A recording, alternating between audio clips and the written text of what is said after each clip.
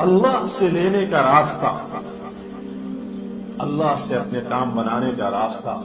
اس لیے عائشہ فرماتے تھے کہ بچے اپنے ماں باپ کو دیکھتے ہیں کہ میرے والدین پہ جب ایک حال آیا تھا تو اس حال میں انہوں نے کیا کیا، اللہ کی طرف بھاگے تھے یا اللہ کے غیر کی طرف بھاگے تھے.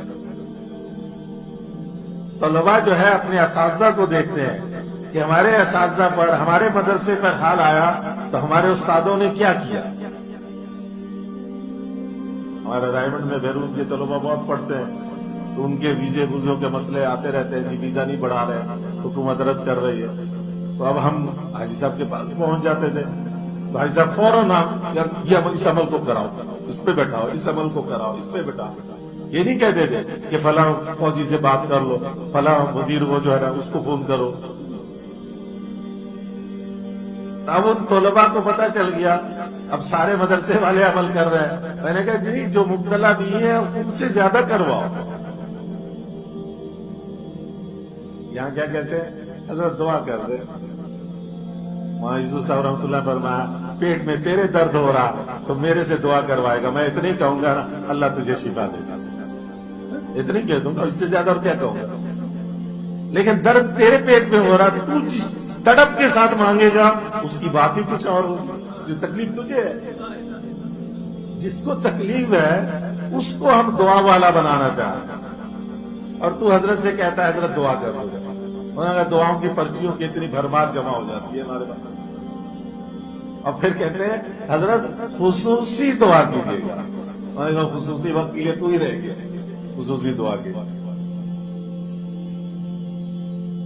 اور بعض کہتے ہیں جی خاص وقت میں مجھے یاد کیجیے گا. ارے بھائی اس خاص وقت میں اللہ کو یاد نہ کروں، تجھے یاد کروں. کہ خاص وقت میں رہ گیا، مجھے یاد کیا. فرماتے تھے صاحب دعا بنو، خود صاحب دعا بنو. منع نہیں ہے بزرگوں سے دعا کی درخواست کر دینا، یہ منع نہیں ہے، لیکن اصرار کر دینا، پریشان کرنا.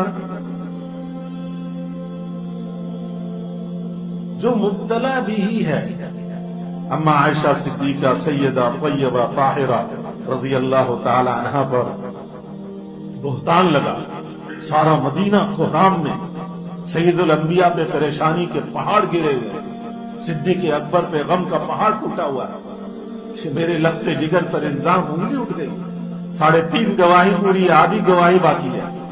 کیا مدینے کا منظر ہیبتناک ہولناک بنا ہوا، صحابہ کے حلق سے لقمہ نہیں اترتا، پانی کا گھونٹ نہیں اترتا.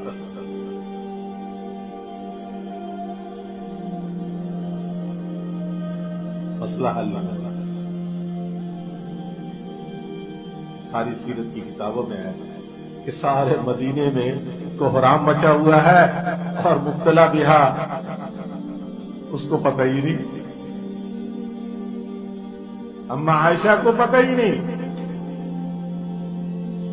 اب جب پتہ چلا اما عائشہ کو جب پتہ چلا رضی اللہ تعالیٰ عنہ، اب تو وہ جا رہی تھی قضاء حاجت کے لیے. وہ بھی کم، وہ جب پریشانی ہوتی ہے نا، آدمی بیٹھا ہوا ہو قضاء حاجت کے لیے، سامنے سے سانپ آ جائے تو پیشاب جب سب اوپر چلا جاتا. اتنا بڑا سنگین الزام امام الانبیاء کی چہیتی کے اوپر، سید الانبیاء کی محبوبہ کے اوپر، اس قدر سنگین خوفناک.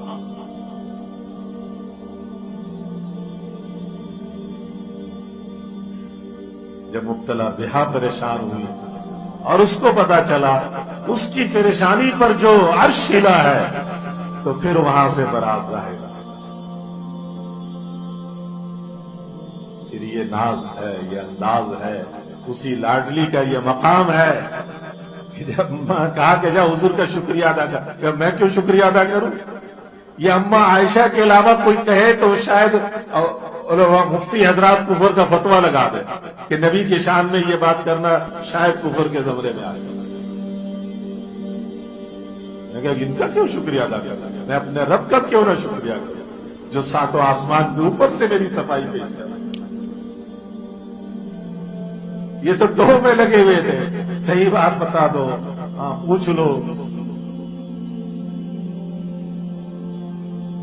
جس پر کوئی مسئلہ آیا ہوا ہو، جب وہ پریشان ہوتا ہے تو پھر آسمان سے فتوحات کے دروازے بند۔ ہم سب مسائل میں گھرے ہوئے ہیں، لیکن اپنے مسائل کا حل دو راستے سے چاہتے ہیں، دو راستے سے چاہتے ہیں، یا تو غیر اللہ سے چاہتے ہیں، غیر اللہ سے چاہتے ہیں براہ راست، اور یا اللہ سے چاہتے ہیں لیکن غیر اللہ کے واسطے سے، کہ فلاں بزرگ سے کرا لو، فلاں پیر سے کرا لو، فلاں شیخ سے کرا دو، فلاں استاد سے کرا لو۔ براہ راست اللہ سے کرانے کی ہمارے میں عادت نہیں پڑی۔ ایک سیاسی آیا، بڑا مشہور آدمی پاکستان میں، تو حاجی صاحب رحمت اللہ علیہ اور غصے ہوئے، انہوں نے کہا تم سیاسیوں کا مزاج یہ ہے کہ تم لوگوں کا کام کرتے ہو لیکن اس طریقے سے کرتے ہو کہ جب بھی اس پر ضرورت آئے، جب بھی یہ پریشان ہو، پھر تمہارے پاس اس کو باندھے رکھتے ہو اپنے ساتھ۔ ہم لوگوں کو ان اعمال کی طرف لگاتے ہیں کہ جب بھی اس پر کوئی مسئلہ ہے وہ عمل کرے، کام کروا لے۔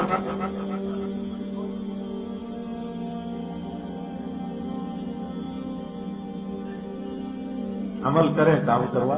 حضور نے یہی کیا صلی اللہ علیہ وسلم، صحابہ کو اسی پہ ڈالا۔ ہر مسئلہ آپ صلی اللہ علیہ وسلم خود اپنی ذات کے لیے چایا گھر میں نہیں، اچھا پھر چلے گئے نماز کے لیے، پھر آئے کچھ آیا گھر میں نہیں، پھر چلے گئے نماز کے لیے۔ حالانکہ مدینہ منورہ میں اگر اشارے کنائے سے بھی کسی گھر میں خبر پہنچ جاتی کہ حضور بھوکے ہیں، گھر میں ان کے کچھ نہیں ہے، تو کیا نہیں بھیجتے؟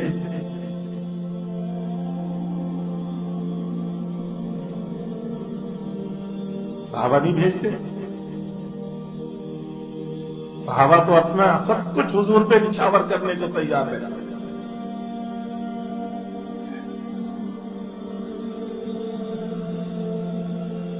ایک آسان راستہ ہے، بہت آسان۔